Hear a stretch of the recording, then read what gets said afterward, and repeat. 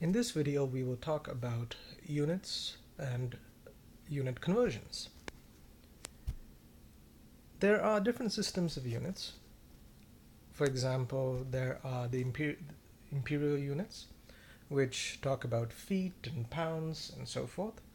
And there are the metric units, that use meters and kilograms and so forth. And when you need to convert between these, usually the conversion factor will be given. For example, 1 foot is equal to 0.3048 meters. There are different systems of units, and the one we will use, as mentioned earlier, is the metric system, also called the MKS system of units, which stands for meters, kilograms, and seconds, which measure respectively length, mass, and time. These are also known as the SI units, and in this course we will use SI units, and most of the time you should report your results in SI units. Though conversion factors will be given, you are expected to memorize the following prefixes. As you can see, when dealing with certain multiples of the fundamental units, meters, kilograms, and seconds, we have certain prefixes. So a centimeter, for example, deals with 10 to the minus 2 meters. A micrometer is 10 to the minus 6 meters. A teranewton is 10 to the 12 newtons, and so forth. A few more examples. A femtometer is 10 to the negative 15 meters. A microsecond is 10 to the minus 6 seconds. I should point out that that symbol there is the Greek letter mu, okay, and is used to denote micro. 7 megahertz, for example, is 7 times 10 to the 6 hertz, hertz being the unit of frequency. You would have heard of megahertz when dealing with radio frequencies, for example. And here we seem to have 1 kilometer equals 1,000 meters. However, this is wrong. The reason being that we have mistakenly put a capital K, which should not be used. The correct version is 1 kilometer equals 1,000 meters. Notice that we are using a small k. Whenever you're using the kilo prefix, it is a small k. Capital K refers to the Kelvin, which is a unit of temperature. For example, 0 degrees centigrade is 273 Kelvin.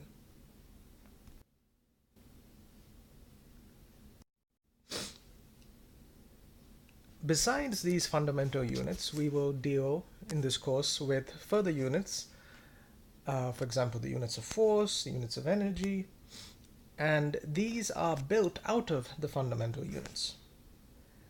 So, for example, the unit of force is a Newton, and you can see that I have represented it in two different ways. I've written it out explicitly, 1 Newton, and then I have also used 1N. The capital N here is the symbol for a Newton, just like a small m is the symbol for a meter, or a small s is the symbol for a second. Notice that when I write out Newton in full, I do not capitalize the N.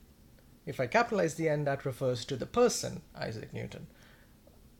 So when using the units, use a small n if you write it out in full, but use a capital N if you just use the symbol for the unit. The unit of energy is 1 joule. Okay, the symbol is J. And these are related by 1 joule is equal to 1 Newton times 1 meter, or 1 Newton meter. Notice that I put a little dot there between the Newton and the meter. For example, I would not write 1 joule equals this, the reason being this is, on this side, this is 1 millinewton. And a millinewton is a unit of force, a joule is a unit of energy, and they are not the same thing. It would be acceptable to write 1 joule is equal to, again, 1 meter times Newton. In that case, you should remember to put the dot in between the different units. And in general, to avoid confusion between the little m for meter and the little m for milli, it's preferable, if you're referring to meters, to put it behind the other units, just like this. We have a Newton meter. We will see in this course that since it's only 26 letters in the English alphabet, we will run through them pretty quickly. As we have already seen, little m sometimes refers to milli, sometimes refers to meters, and you have to judge from the context which one is being referred to.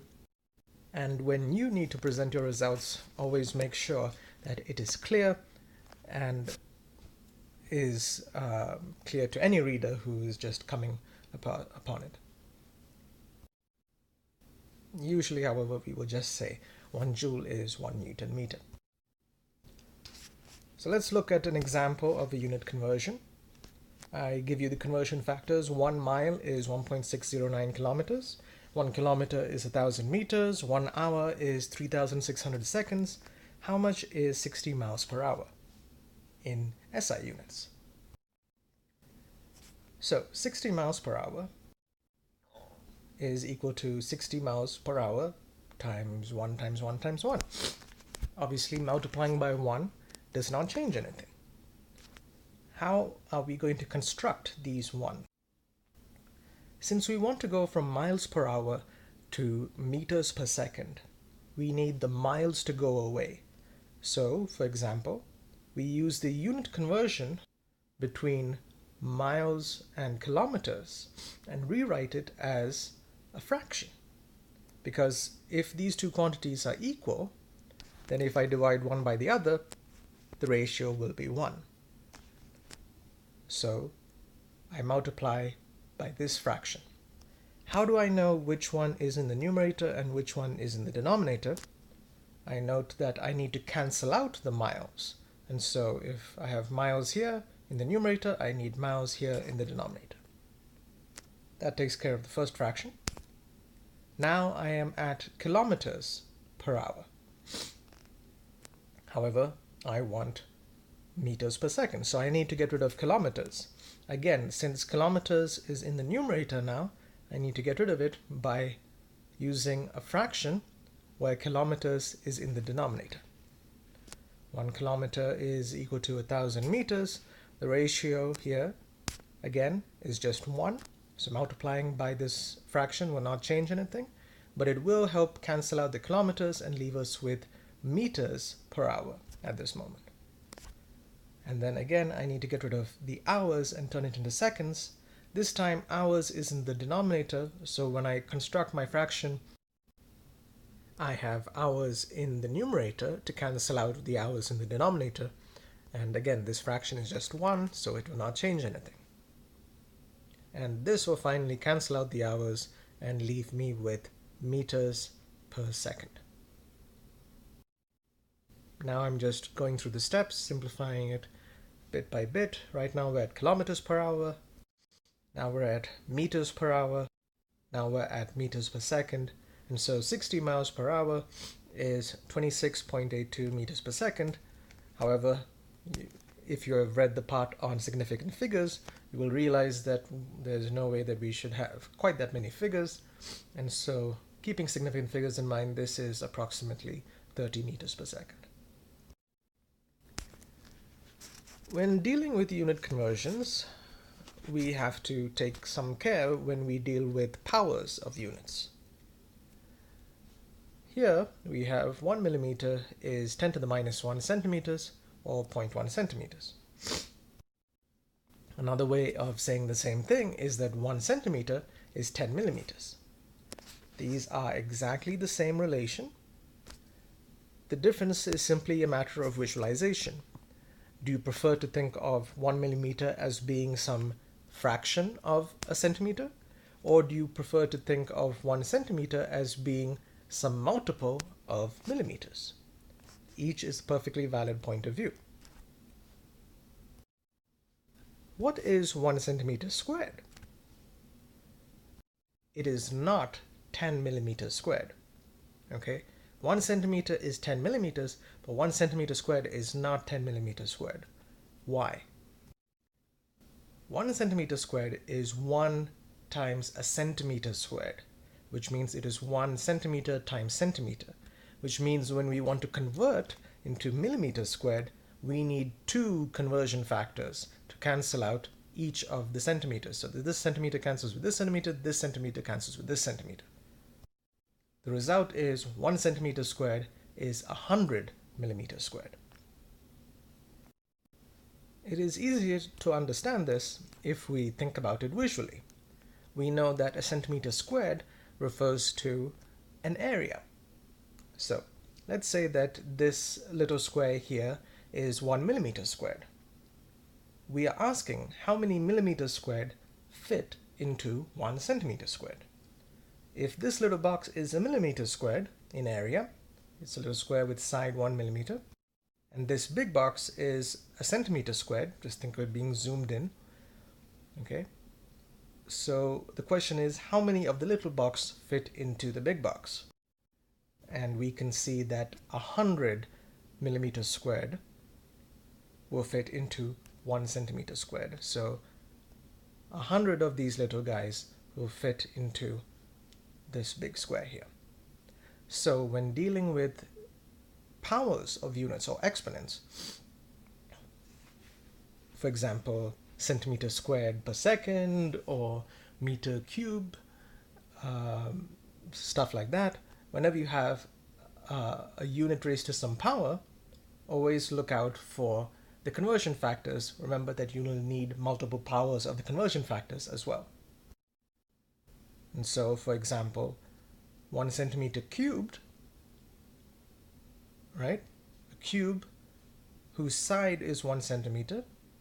Okay, 1 centimeter cubed, we have 3 powers for the centimeter, and so we need 3 conversion factors. Each conversion factor gives us a factor of 10, so 1 centimeter cubed would be 1000 millimeters cubed. Finally, here is a question for you to work with and see if you understand. A certain canal has water flow through it at the rate of 5.4 times 10 to the 5 liters per minute. What is the flow rate in meters cubed per second? You are provided with the following conversion factors. 1 minute is 60 seconds and 1 liter is 1 decimeter cubed. The solution will be provided at a later date. Good luck and see you in the next video.